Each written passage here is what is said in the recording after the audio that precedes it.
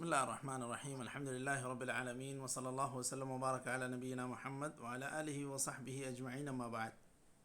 ہم لوگ منار السبیل فی شرح الدلیل اس کتاب میں کتاب الطہارہ پڑھ رہے ہیں، اور کتاب الطہارہ میں باب الوضوء اور اس کے ضمن میں انہوں نے جو فصل ذکر کیے ہیں، آج اس میں مذکور دوسری فصل ہم لوگ پڑھنے جا رہے ہیں، فصل فی صفت الوضوء. چلیں شیخ شروع کریں. بسم الله الرحمن الرحيم.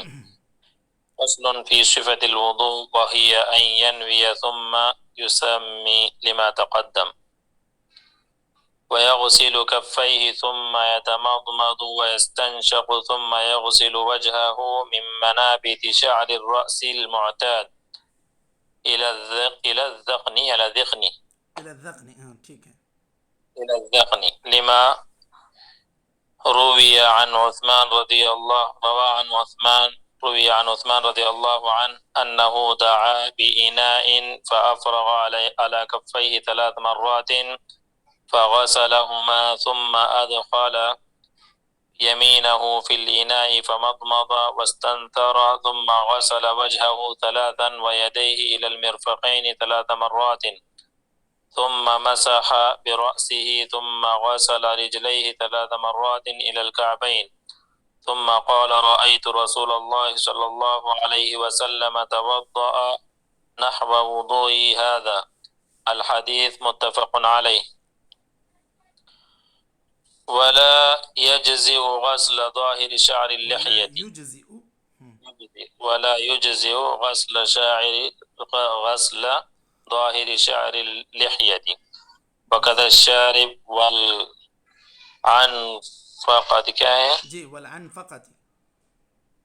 والعنفقة والحاجبان ونحوها إذا كانت تصف البشرة فيغسلها وما تحتها إلا ألا يصف البشرة فيجزئ غسل ظاهره ثم يغسل يديه مع مرفقيه لحديث عثمان المتقدم صحیح. ولا يضر وسخ يسير تحت ظفر ونحوه لأنه يسير عادة فلو كان واجبا لبينه صلى الله عليه وسلم. يسير عادة پڑھنا چاہیے. ہاں سمجھ گئے. لأنه يسير عادة لأنه يسير عادة فلو كان واجبا. اس کو را کو ضمہ نہیں، را کو ضمتان دینا ہے. لأنه يسير. اچھا يسير بنا. جی لأنه يسير عادة فلو كان واجبا لبينه صلى الله عليه وسلم. قال في الإنصاف وهو الصحيح واختاره الشيخ تقي الدين والحق به صحیح. وألحق به كل يسير. منع کیا ہے؟ كل يسير منه. اچھا یہ یہاں باقاعدہ عین لکھا ہوا. اچھا. كل يسير منه حيث كان من البدن كدم وعجين ونحوهما ثم يمسح جميع ظاهر رأسه من حد الوجه إلى ما يسمى قفا والبياض فوق الأذنين منه لقوله تعالى وامسحوا برؤوسكم والباء للإلصاق فكأنه قال وامسحوا رؤوسكم. ولأن الذين وصفوا وضوءه صلى الله عليه وسلم ذكروا أنه مسح برأسه كله ولا يجب مسح ما استرسل من شعره. قال في الكافي والشرح وظاهر قول أحمد أن استرسل ما استرسل من شعره قال في الكافي والشرح وظاهر قول أحمد أن المرأة يجزئها مسح مقدم رأسها لأن عائشة كانت تمسح مقدم رأسها. مقدم رأسها. أيوة. ويدخل سبابتيه في صماخ أذنيه ويمسح بإبهاميه ظاهرهما لحديث ابن عباس أن النبي صلى الله عليه وسلم مسح برأسه وأذنيه ظاهرهما وباطنهما صححه الترمذي وللنسائي باطنهما بالسباحتين وظاهرهما بإبهاميه ثم يغسل رجليه مع كعبيه وهما العظمان النائئان ناتئان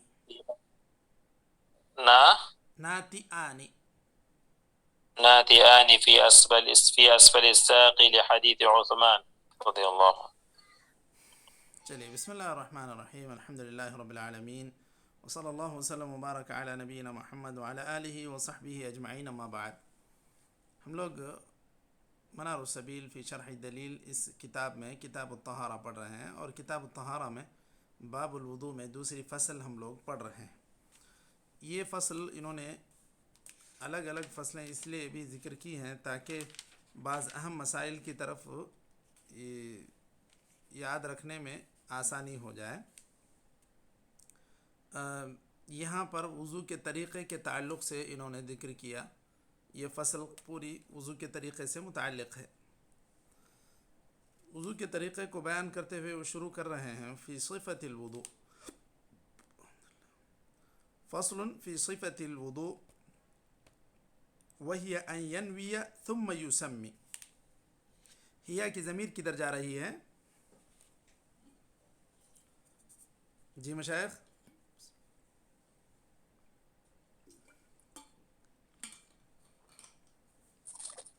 آپ کا ہیا جو شروع کرتے ہی وہ جو ہیا بول کے ذکر کیے ہیں نا، تو وہی ان ینوی، وہی کی ضمیر کدھر جا رہی ہے؟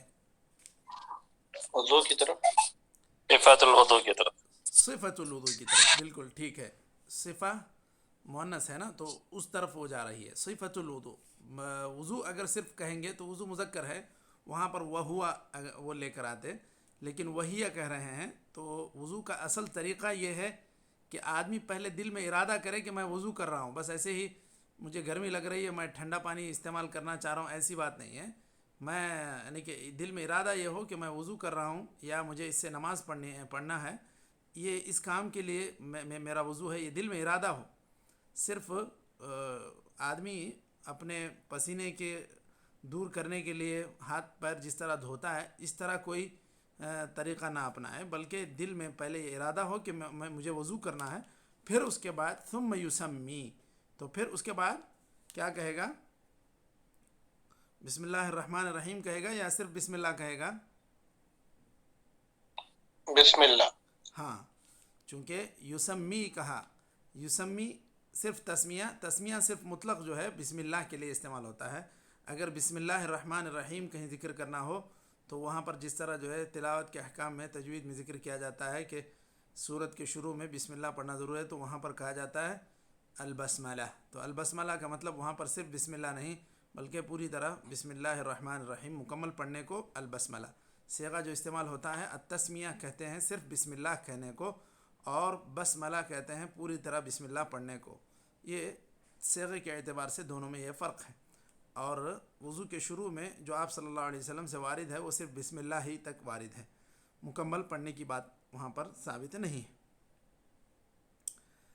اب وہ اشارہ کر دیے لما تقدم، پہلے ہی تجب فیہ التسمیۃ، جو حضرت ابو ہریرہ کی حدیث انہوں نے ذکر کی تھی، لا صلاۃ لمن لا وضوء له ولا وضوء لمن لم يذكر اسم اللہ علیہ، لمن لم يذكر اسم اللہ علیہ جو بات کہی تھی اس کی بنیاد پر لما تقدم کا اشارہ اسی حدیث کی طرف ہے. اب وہ وضو کا طریقہ بیان کرتے ہوئے کہہ رہے ہیں وَيَغْسِلُ كَفَّيْهِ ثُمَّ يَتَمَضْمَضْ وَيَسْتَنشِقْ ثُمَّ يَغْسِلُ وَجْهَهُ مِنْ مَنَابِتِ الشَّعْرِ الرَّأْسِ الْمُعْتَادِ إِلَى الذَّقْنِ. کہتے ہیں کہ یہ دو مرتبہ آدمی آدمی دونوں ہاتھوں کو دھوئے، پھر کلی کرے، پھر ناک میں پانی چڑھائے، پھر چہرہ دھوئے. کہاں سے کہاں تک چہرہ دھونا ہے؟ چہرہ دھونے کی جو حد ہے جہاں سے انسان کو بال اگتے ہیں یہاں پر پیشانی کے اوپری حصے میں، وہاں سے دھونا ہے. اگر کسی کے بال چلے گئے تو پھر وہ اوپر سے نہیں دھوئے گا، آدھا سر نہیں دھوئے گا جس کے پوری طرح آدھے بال نکل گئے. تو اسی کے لیے وہ انہوں نے تقیید کی من منابت شعر الرأس المعتاد، جہاں سے آدمی کو عموماً بال اگتے ہیں وہاں سے اس کو دھلنا ہے، وہ پھر جہاں سے بال اگنے کی جگہ ہے وہاں سے دھلنے کی ضرورت نہیں، وہاں سے صرف مسح ہوگا۔ الی الذقن، یہ ٹھڈی کو کہتے ہیں ذقن، ذقن۔ لما روی عن عثمان رضی اللہ عنہ، یہ عثمان ابن عفان رضی اللہ عنہ ہیں جو خلیفہ راشد ہیں، تیسرے خلیفہ ہیں۔ یہ اکثر یہ حدیث خود حضرت عثمان سے بھی آئی ہے، بعض روایتوں میں حمران مولا عثمان ابن عفان سے بھی آئی ہے۔ ان کے ایک غلام تھے، انہوں نے اپنے آقا کے وضو کرنے کے طریقے کو بیان کیا، پھر ان کا یہ جملہ کہ میں نے نبی کریم صلی اللہ علیہ وسلم کو اسی طرح وضو کرتے دیکھا، اس طرح سے بھی روایت منقول ہے۔ حمران مولا عثمان ابن عفان کہہ کر بھی ذکر ہوتا ہے، یہ حضرت عثمان سے براہ راست بخاری و مسلم میں مذکور ہے۔ تو آپ نے دعا باناء، یہ لا کر دینے والے وہی تھے، غلام ہی تھے، انہوں نے ایک برتن پانی منگایا، ایک جیسے مان لیں لوٹا، انا کسی کو بھی کہتے ہیں، چاہے وہ چپٹے شکل میں ہو یا پوری طرح لوٹے کی شکل میں ہو، کوئی بھی ہو، انا۔ فافرغ على كفيه 3 مرات فغسلهما، دیکھیے پہلے انہوں نے 3 مرتبہ اپنے ہاتھوں کو دھویا۔ الکف صرف کف تک کا اطلاق ہے، ید نہیں کہا، کف تک، یہیں تک انہوں نے 3 مرتبہ دھویا۔ ثم ادخل يمينه في الاناء، پھر اس کے بعد انہوں نے برتن میں، وہ پانی کے برتن میں ہاتھ ڈالا۔ پہلے جو ہے انہوں نے برتن کو گویا کہ برتن سے گرا کے یا اس کو تھوڑا سا مائل کر کے اس سے پانی نکال کے 3 مرتبہ ہاتھ دھوئے۔ پہلی مرتبہ ایک دم انہوں نے ہاتھ نہیں ڈالا۔ نوٹ کر رہے ہیں آپ لوگ اس باریکی کو مشائخ؟ جی جی جی، جو حدیث میں یہ بات ہے کہ آدمی جو ہے سیدھے برتن میں ہاتھ نہ ڈالے، فإنه لا يدري أين باتت يده، وہ آدمی کا ہاتھ کہاں کہاں رات گزارا وہ نہیں پتہ، اسی لیے جو ہے آدمی کو پہلے ہاتھ دھل لینا چاہیے، پھر اس کے بعد برتن میں پانی ڈالنا، برتن میں ہاتھ ڈالنا چاہیے۔ یہ جو بات منقول ہے اس حدیث میں دیکھیے اس پر عمل ہے، اور آخر میں وہ کہتے ہیں کہ میں نے نبی کریم صلی اللہ علیہ وسلم کو اسی طرح وضو کرتے دیکھا، تو مطلب یہ ہے کہ آپ صلی اللہ علیہ وسلم نے برتن میں ہاتھ ڈالنے سے پہلے 3 مرتبہ ہاتھ دھلا تھا۔ اس کے بعد ثم ادخل یمینہ فی الاناء، پھر اس کے بعد جب انہوں نے اپنے برتن میں ہاتھ ڈالا تو وہاں کلی کی ناک میں پانی چڑھایا، ناک چھڑکا۔ ثم غسل وجهه 3، پھر 3 مرتبہ چہرہ دھوئے۔ ویدیہ الی المرفقین 3 مرات، انہوں نے کوہنی تک 3 مرتبہ ہاتھ بھی دھویا۔ ثم مسح برأسہ، پھر سر کا مسح کیا۔ ثم غسل رجلیہ 3 مرات الی الکعبین، پھر 3 مرتبہ یہ ٹخنے تک پیر دھلے۔ پھر کہا میں نے نبی کریم صلی اللہ علیہ وسلم کو اسی طرح وضو کرتے ہوئے دیکھا۔ یہ بخاری و مسلم میں یہ حدیث مذکور ہے۔ دیکھیے اب اس میں ایک چیز ہم لوگ دیکھتے ہیں کہ چھوٹ گئی ہے، چھوٹ گئی کیا ہے؟ کیا مشاہد نوٹ کریں اس میں کیا چھوٹا ہے؟ دیکھیے کانوں کا مسا، جی کانوں کا مسا چھوٹا ہے، اور کیا چھوٹا ہے؟ جو ہم لوگ جس طرح وضو کرتے ہیں اس میں عموماً جو چیزیں آ جاتی ہیں اس میں سے ایک اور چیز مذکور نہیں ہے اس میں۔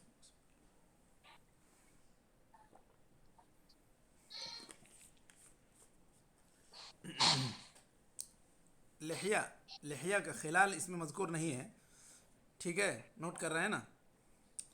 دیکھیے جہاں پر غسل وجہہ 3 کہا، پھر اس کے بعد ڈائریکٹ ہاتھ کی طرف آ گئے، تو اس میں یہ نبی کریم صلی اللہ علیہ وسلم کے وضو کا طریقہ ہے۔ اس میں یہ حدیث بہت ہی اہم مانی جاتی ہے وضو کے طریقے میں، کیونکہ حضرت عثمان ابن عفان نے کہا میں نے نبی صلی اللہ علیہ وسلم کو اسی طرح وضو کرتے ہوئے دیکھا، اسی لیے یہ جو لحیہ ہے، خلال لحیہ، بس دیگر احادیث میں منقول ہے۔ اس میں اکثر جو روایتیں منقول ہیں تخلیل اللحیہ سے متعلق، اس کو اکثر علماء نے ضعیف کہا ہے۔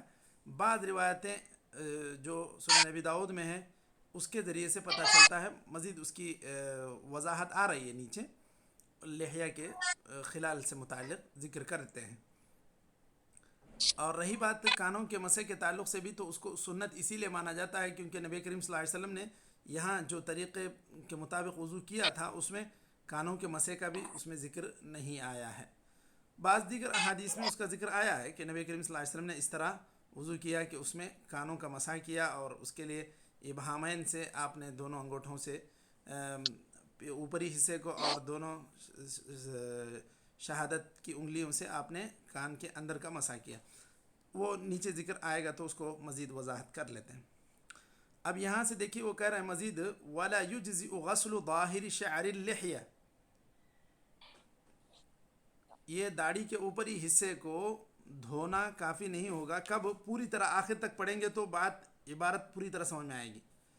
وَلَا يُجْزِئُ غَسْلُ ظَاهِرِ شَعْرِ اللِّحْيَةِ وَكَذَا الشَّارِب، شارب کہتے ہیں مونچھوں کو. العنفقہ کہتے ہیں یہ ہونٹ کے نیچے جو بال ہیں، ہمارے ہاں داڑھی بچہ کہتے ہیں، یا اس طرح جو چھوٹی داڑھی وہ کہتے ہیں اس کو، تو ہونٹ کے نیچے جو بال ہیں اس کو کہتے ہیں العنفقہ. والحاجبان، یہ جو بھی بال آتے ہیں بھویں کہتے ہیں اس کو، تو یہ اس طرح جہاں پر بھی یہ ہلکے بال ہیں، اذا كانت تصف البشرہ، جب پوری طرح چمڑا آر پار نظر آ رہا ہو، جیسے مونچھ میں ہو یا یہ حاجبین میں ہو، یا اسی طرح حتیٰ کہ داڑھی میں بھی ہو. جس آدمی کی داڑھی بالکل ہلکی ہلکی ہے، ابھی داڑھی اگ رہی ہے، 16 سال ہے، 15 سال ہے، 17 سال ہے، بالکل ہلکی ہلکی داڑھی آ رہی ہے، اب اس کے چمڑے کا کلر دکھ رہا ہے اندر سے. تصف البشرہ کا مطلب اس کے چمڑے کو وہ داڑھی بیان کر رہی ہے، کہ مطلب یہ ہے کہ دکھ رہی ہے، وہ اس کا دکھا رہی ہے اس کے چمڑے کی کیفیت، یا اس کے چمڑے کا کلر کیا ہے، یہ ساری چیزیں معلوم بھی ہو رہی ہیں، اتنی ہلکی داڑھی ہے. تو اس صورت میں صرف اس کو اوپر اس طرح دھل لینا کافی نہیں ہوگا، بلکہ اس کو پوری طرح رگڑ کے دھونا پڑے گا اس کو، کیونکہ وہ پوری طرح گھنی داڑھی نہیں ہے، چہرہ ہے. اور چہرہ کہتے ہیں کہ الوجہ ما یواجہ بہ الانسان، چہرہ وہ ہے جس کے ذریعے سے انسان دوسروں کا سامنا کرتا ہے. اب اگر ہلکی ہلکی داڑھی ہے تو اس کا جو سامنا کرنے کے لیے جو اس کے اعضاء استعمال ہو رہے ہیں، یہ پورا اس کا چہرہ ہے جس کے ذریعے سے لوگوں کا وہ سامنا کر رہا ہے. تو اسی لیے فَاغْسِلُوا وُجُوهَكُمْ، جب اللہ تعالیٰ نے کہا تو جو بھی اس کے وجہ میں شامل ہے ان تمام چیزوں کو دھونا چاہیے. تو اس طرح اگر ہلکی داڑھی ہو تو پوری طرح رگڑ کے اس کو دھونا چاہیے. تو کہہ رہے ہیں فَيَغْسِلُهَا وَمَا تَحْتَهَا، اس کو دھوئے اور اس کے نیچے جو ہے اس کو بھی دھوئے، ہلکے سے بال ہوں تب. إِلَّا أَلَّا يَصِفُ الْبَشَرَةَ، اب اس کے بعد استثناء لا رہے ہیں کہ اگر ایسا نہیں ہے کہ وہ اس کے نیچے چمڑے کی کیفیت نہیں بیان ہو رہی ہے، اتنی گھنی داڑھی ہے، تو پھر اس صورت میں کیا ہوگا؟ فَيُجْزِئُ غَسْلُ ظَاهِرِهِ، یہ اس کے اوپری حصے کو دھونا کافی ہوگا. یہ بات وہ بیان کر رہے ہیں. اچھا دیکھیے یہاں پر ثُمَّ يَغْسِلُ يَدَيْهِ مَعَ مِرْفَقَيْهِ، پھر وہ ہاتھ دھونے کی طرف آگے بڑھ رہے ہیں. لیکن یہاں پر ایک چیز کہ جن لوگوں نے یہ کہا کہ داڑھی کو دھلنا چاہیے، فَيُجْزِئُ غَسْلُ ظَاهِرِهِ، داڑھی کو دھلنا چاہیے، تو داڑھی کو دھلنے کی جو بات انہوں نے کہی ہے اس کی وجہ یہ ہے کہ یہی اطلاق ہے ان کا. فَاغْسِلُوا وُجُوهَكُمْ اللہ تعالیٰ نے کہا، تو ہم جو ہے جب سامنا کرتے ہیں کسی کا تو یہ داڑھی کے ساتھ بھی ہم سامنا کرتے ہیں، تو اسی لیے انہوں نے کہا کہ یہ داڑھی کو دھلنا چاہیے. جبکہ نبی کریم صلی اللہ علیہ وسلم سے اس طرح داڑھی دھلنے کی واضح روایت نہیں ہے کہ آپ صلی اللہ علیہ وسلم نے داڑھی دھلی، بلکہ ابو داؤد میں جو روایت ہے کہ آپ صلی اللہ علیہ وسلم نے ایک مٹھی میں فَأَخَذَ كَفًّا مِن مَاءٍ فَأَدْخَلَهُ تَحْتَ حَنَكِهِ، آپ صلی اللہ علیہ وسلم نے یہاں یہ نیچے حصے میں اس کو داخل کیا، پھر آپ صلی اللہ علیہ وسلم نے مسح کیا داڑھی کا. اس طرح داڑھی کو رکھ کے پوری طرح دھویا ہو، اس طرح واضح روایت یا واضح حدیث نہیں ہے کہ نبی کریم صلی اللہ علیہ وسلم نے داڑھی کو مکمل طور پر دھویا ہو، جس طرح چہرے کو آپ صلی اللہ علیہ وسلم نے 3 مرتبہ رگڑ کر دھویا. البتہ خلال لحیہ سے متعلق روایات ہیں، اور جیسا کہ یہاں پر ذکر ہوا کہ یہاں داڑھی کا کوئی ذکر ہی نہیں ہے، جو حضرت عثمان ابن عفان کی روایت ہے. تو اگر داڑھی میں اب خلال سے متعلق یہی ہے کہ حضرت انس کی حدیث سنن نبی داؤد میں ہے کہ آپ صلی اللہ علیہ وسلم نے ایک پانی لیا تھوڑا سا، اس کو یہاں ڈال کے خلال کیا تھا. تو اگر داڑھی گھنی ہو تو پھر خلال کرنا چاہیے، یہ بھی سنت کہا گیا ہے، اور یہی افضل ہے کیونکہ بعض روایتوں میں اس کا ذکر ہے. اگر کوئی آدمی خلال نہیں کیا تو اس سے کچھ فرق نہیں پڑتا، اس کا وضو مکمل ہو جائے گا. اب اس کے بعد آگے بڑھتے ہیں. ثم یغسل یدیہ مع مرفقیہ فاغسلوا وجوہکم وایدیکم الی المرافق. الی کس معنی میں یہاں پر کیا ہے مشائخ؟ فاغسلوا وجوہکم وایدیکم الی المرافق، الی بمعنی ماذا؟ مع کے معنی میں. الی مع کے معنی میں ہے. تو غایہ مغیہ میں داخل ہے نہیں ہے؟ داخل ہے. داخل ہے. جب الا کہہ رہے ہیں تو الی المرفق کا مطلب یہ نہیں ہے کہ آپ کوہنی تک دھوئیں، کوہنی نہ دھوئیں، کوہنی سمیت دھونا ہے، یہ بات اس کے اندر ذکر کی گئی ہے. لحدیث عثمان المتقدم، یہی دیکھیے ابھی اس حدیث کی بنیاد پر ہی یہ ساری چیزیں استنباط کر کے ذکر کر رہے ہیں. اس کے بعد ولا يضر وسخ يسير تحت ظفر ونحوه. اب ہلکا سا میل جو انسان کے ناخن کے نیچے رہ جاتا ہے یہ کوئی نقصان دہ نہ ہوگا، لأنه يسير عادة، کیونکہ بہت ہلکا سا اس کے اندر رہتا ہے.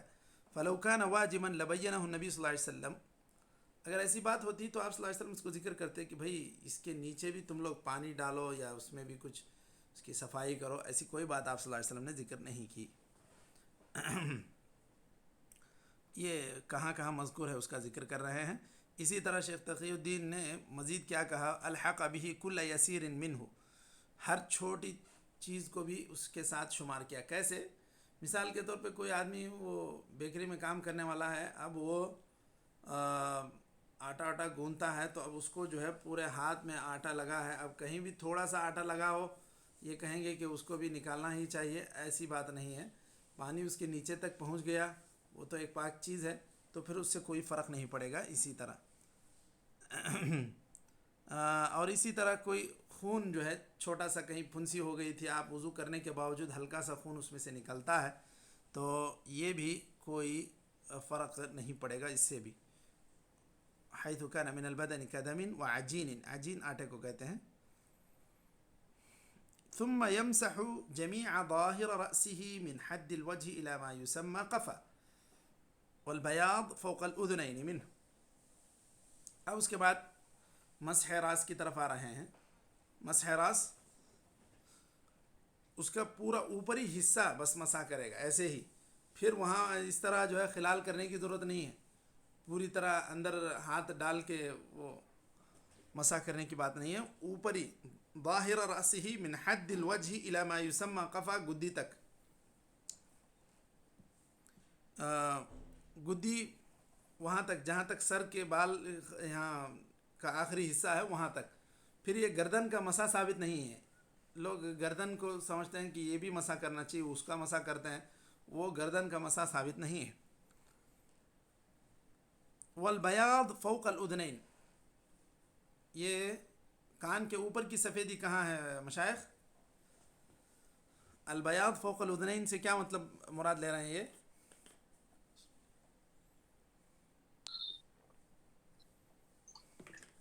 کان کا پچھلا حصہ. جی بالکل، کان کا پچھلا حصہ ہے وہ. یعنی بیاض فوق الاذنین، کبھی تو وہ کسی کو برابر کان تک بال ہوں گے یا تو کسی کو جو ہے تھوڑا سا اوپر بھی ہوں گے. تو یہ بیاض جو ہے نا، یہ کان کا جو پچھلا حصہ ہے، یہ جو خالی جگہ ہے اس کو کہتے ہیں بیاض. جہاں بھی خالی جگہ اس کو کہتے ہیں بیاض. تو یہ یہاں پر اب یہاں اس کو دھلنا ضروری نہیں ہے. چمڑا ہے، دھلنا ہے یا مسح کرنا ہے، تو وہ اس کا شمار جو ہے کس میں ہے؟ اس کا شمار سر کے ساتھ ہے، تو اس کو سر کے ساتھ مسح کرنا چاہیے.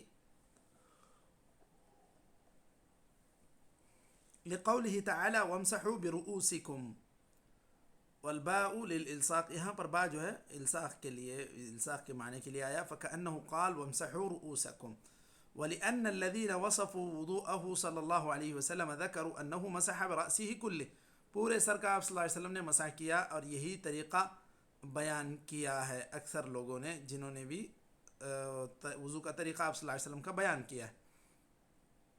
ولا يجب مسح ما استرسل من شعره، بعض لوگ بال چھوڑتے ہیں، اب وہ گردا وردا چھوڑے ہوں گے تو پھر کیا وہ نیچے اگر اس کے بال پیچھے کندھے تک چلے گئے ہیں تو کیا وہاں تک اس کو مسح کرنا ضروری ہے؟ کہاں تک کرے گا مشائخ؟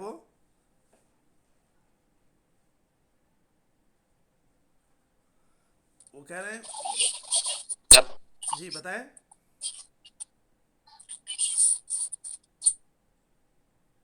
جی جی کچھ بول رہے تھے شیخ۔ ولا يجب مسح ما استرسل من شعره، جو بھی بال چھوڑے ہوئے ہیں اس کے اوپر مسح کرنا ضروری نہیں ہے۔ کہاں تک؟ صرف گدی تک کا ذکر ہے۔ اب گدی کے نیچے جو بال گزر رہے ہیں، یا اسی طرح عورتیں جو بال چھوڑی ہوئی ہیں، تو کیا اب وہ پوری چوٹی کا مسح کریں گی یا صرف گدی تک مسح کریں گی؟ گدی تک گدی تک مسح کریں گی، کیونکہ یہی طریقہ بیان ہوا ہے وضو کے سارے طریقوں میں۔ اب امام احمد کا ایک قول یہ ہے کہ اس کو صرف سر کے اگلے حصے کا بھی مسح کر لے وہ تو کافی ہے۔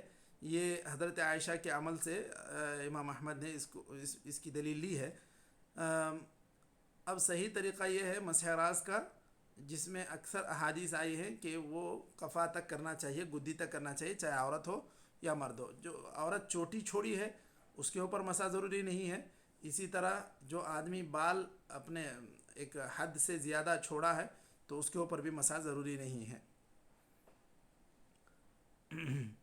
چلیے اس کے بعد قال فی الکافی والشرح وظاہر قول احمد، اچھا یہ حضرت عائشہ کے عمل سے انہوں نے دلیل لی تھی کہ صرف اگلے حصے، سر کے اگلے حصے کا عورت اگر مسح کر لے تو وہ کافی۔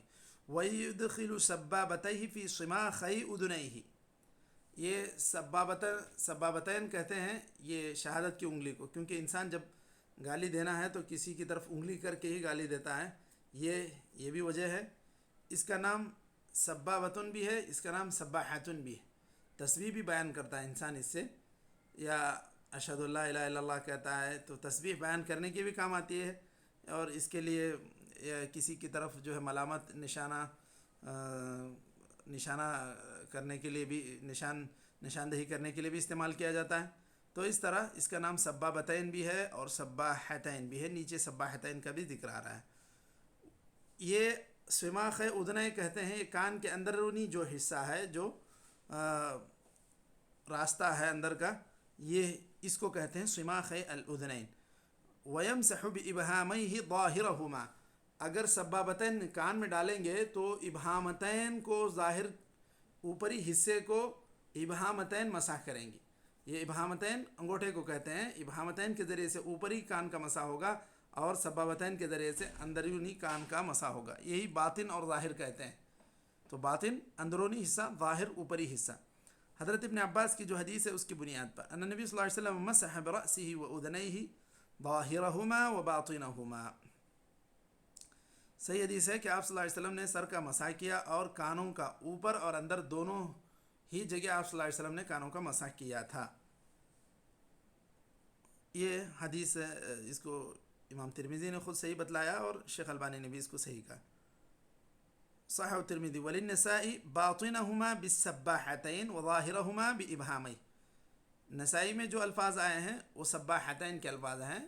سباحتین سے مراد بھی یہی انگلی ہے، سبابتن سے مراد بھی یہی انگلی ہے، کہ اندرونی حصے کو آپ صلی اللہ علیہ وسلم نے سباحتین سے مسح کیا۔ ثم یغسل رجلیہ مع کعبیہ، اور پھر پیروں کو دھلنا چاہیے کعبین یعنی ٹخنوں کے ساتھ، ٹخنوں سمیت۔ وہما العظمان الناتئان، العظمان دو ہڈیاں، الناتئان ابھری ہوئی، فی اسفل الساق پنڈلی کے نچلے حصے میں، لحدیث عثمان، حضرت عثمان نے جو بتلایا کہ ثم غسل رجلیہ 3 مرات الی الکعبین، الی یہاں پر بھی جو ہے مع کے معنی میں ہے کعبین سمیت، یعنی ٹخنے سمیت آدمی کو دھونا چاہیے۔ تو اس طرح یہ ٹخنے کی جو ہڈیاں ہیں اسی کو کعبین کہتے ہیں، اور اسی کو تفسیر میں انہوں نے العظمان الناتئان فی اسفل الساق کہا ہے۔ تو پیر بھی دھلیں گے تو پورا یہاں تک ٹخنوں سمیت دھلنا ہے. تو یہ وضو کا طریقہ ہو گیا. ایک فصل میں انہوں نے یہ ساری چیزیں ذکر کی. اب اس سے پہلے انہوں نے فروض کو مطلق ذکر کیا تھا کہ 6 ہیں. ایک تو چہرے کا دھونا، اسی میں ناک میں پانی چڑھانا اور کلی کرنا آ جائے گا. اسی طرح ہاتھوں کا دھونا، سر کا مسح کرنا اور اس میں کانوں کا مسح بھی آ جائے گا، اور پھر پیروں کا دھونا. اور ایک چیز انہوں نے ذکر کی تھی، 5ویں چیز ترتیب، ایک کے بعد دیگر ہے، جس طرح مرتب اللہ نے ذکر کیا اسی طرح. اور اسی طرح موالات، یہ بھی ذکر تھا کہ جو ہے ایک کے بعد دیگر دھونا، دونوں کے بیچ میں کافی وقفہ نہیں ہوگا. ہاتھ دھلے 10 منٹ کے بعد پھر پیر دھلے، ایسا نہیں ہونا چاہیے. موالات کہتے ہیں تتابع، ایک کے بعد ایک. تو یہ فروض انہوں نے ذکر کیے تھے. وضو کے کیا فرائض ہیں، اس کو ارکان الوضو بھی کہہ سکتے ہیں. یہ ساری چیزوں کا اب ذکر ہو گیا ہے. مزید کل جو ہم لوگ فصل پڑھنے جا رہے ہیں باب الوضو میں، اس میں سنن کا ذکر ہے. وہ سننہ 18، 18 سنتیں وہ ذکر کر رہے ہیں. تو انشاءاللہ کل جو فصل پڑھیں گے وہ سنن الوضو سے متعلق ہوگی. تو ٹھیک ہے مشائخ، بات واضح ہو گئی یا کوئی چیز غیر واضح ہے؟ شیخ اگر داڑھی ہماری جیسے ہماری داڑھی ہے تو کلوں پہ خلال کرنے کی ضرورت نہیں ہے، پانی سے صرف ٹھڈی پہ کر لیے تو کافی ہے کیا؟ نہیں، جب ہم لوگ دھلیں گے، ابھی جیسے آپ ذکر کیے، جی کانوں پہ جو ہے نا دھلنے کی کوئی ضرورت نہیں. یہ جو جتنا آپ کا یہ جو چہرہ واضح ہے، جتنا دکھ رہا ہے اتنے کو دھلنا ضروری ہے. جو اندر گہرا ہے اور اس کے اوپر اتنی گہری داڑھی ہے تو اس کو دھلنے کے اندر تک ضرورت نہیں ہے کہ یہاں ہم لوگ پانی ڈال کے یہاں ایسے ایسے کریں گے، ایسا نہیں. یہ تو اچھا داڑھی ہے، کیونکہ جس کی بھی لحیہ کثیفہ ہے اس کو صرف خلال کرنا کافی ہے اس کے لیے. تو پھر الگ سے پانی لے کے ٹھڈی میں لگائے بول کر جی خلال کے جو لیے ذکر پانی ہے الگ سے لیے، وہ استعمال آپ صلی اللہ علیہ وسلم نے کیا تھا. یعنی صرف ٹھڈی پہ کیا، دو کلوں پہ الگ سے پانی نہیں لیے؟ نہیں لیے. یہ جو پانی اوپر کا جو آتا ہے، جی. یہ جو دھل جائے گا وہ دھل جائے گا. وہ لے اوپری حصے میں جو دھل دے، یہاں داڑھی کے جو بال کلے پہ ہیں. یہی میں پوچھنا چاہ رہا تھا کہ الگ سے پانی لے کے دھونے کی ضرورت نہیں ہے، صرف ٹھڈی کو الگ سے پانی لینا کیا بلکہ پوچھ رہا تھا. جی بالکل. وہ اصل میں ٹھڈی کے لیے آپ صلی اللہ علیہ وسلم نے نہیں لیا تھا، وہ تو داڑھی کے لیے آپ صلی اللہ علیہ وسلم نے خلال کرنے کے لیے لیا تھا. ہاں جی سمجھ گئے؟ جزاک اللہ خیر. بارک جزاک اللہ. اللہ خیر. حضرت انس کی روایت ہے، ابو داؤد میں ہے. تو یہاں تک رک جائیں مشائخ. نکتفی بهذا القدر. صلی اللہ وسلم وبارک علی نبینا محمد وعلی آلہ وصحبہ اجمعین. السلام علیکم ورحمۃ اللہ.